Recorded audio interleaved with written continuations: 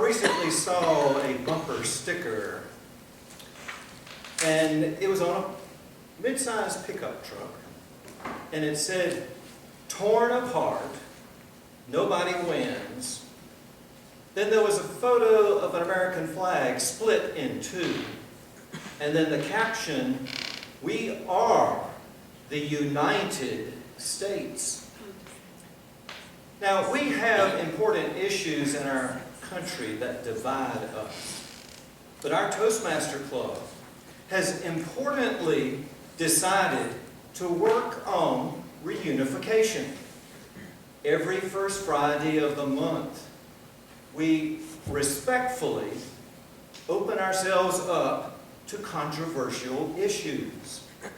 Every first Friday, we fully speak, fully listen, and open ourselves up to the hardest challenge in any democracy: compromise. Fellow Toastmasters, honored guests, today's speech will explore just the type of speaking and listening and compromise that we have on our First Friday. As to the speaking, we try to adapt to a wide-ranging audience with words and gestures to engage audience members, not repel them, which means that we don't show up in a MAGA hat, or we don't show disdain for all things Trump. I must admit that I was a bit repelled when Trump had the idea of having a UFC match June the 14th on the White House lawn, which means the contenders enter from the Oval Office to a fighting cage before an arena of 5,000 people to the accompaniment of the Star-Spangled Banner. Now, Trump says it's going to be amazing. My nephew, Luke, unlike me, would agree. Luke, at age 9, was pulled from his bike and badly beaten up by bullies. Luke joined a class of kickboxing. At age 13, he had earned his black belt, and he's moved on to Brazilian Jiu-Jitsu 2 hours, 4 times a week. He's in intense training for UFC, along with his studies in sports medicine. He is an accomplished UFC fighter. Now, that's hard for us to stretch ourselves, but we can. We can appeal to different audiences. Now, as to the listening, I tried to listen. As a former member, questioned my bias in saying that Charlie Kirk's assassination was an assault on free speech.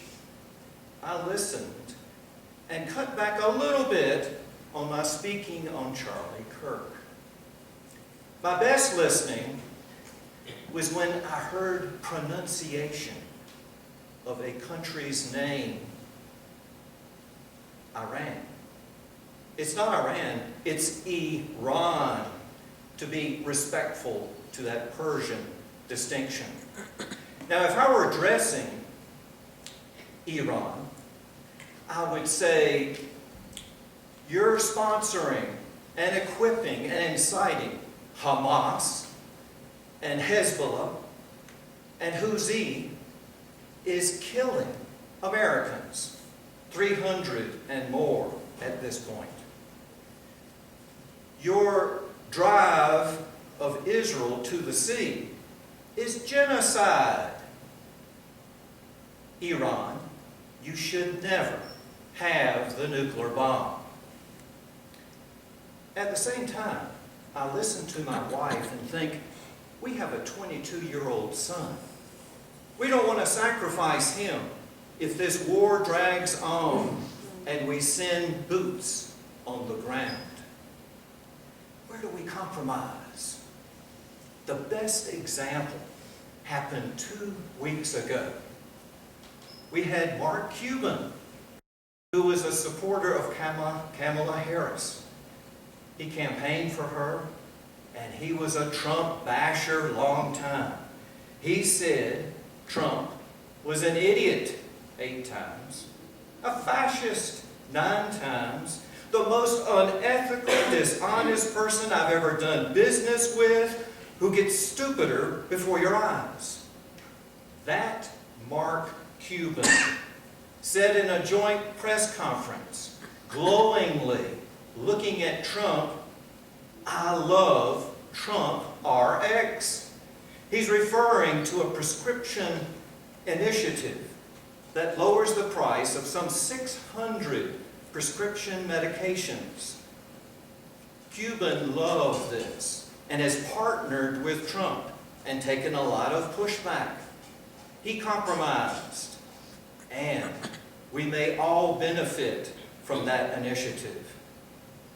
As to our Toastmaster initiative, in trying to be tolerant and encouraging about other points of view, I think our founder, Ralph Smedley, would be proud. In 1905, he and a YMCA club began Toastmasters as a service club to train and equip leaders, not just in Toastmasters, but other clubs and the community.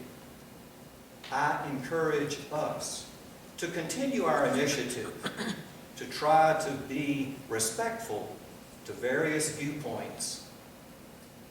That will be a win for democracy and for us too. Madam Toastmaster.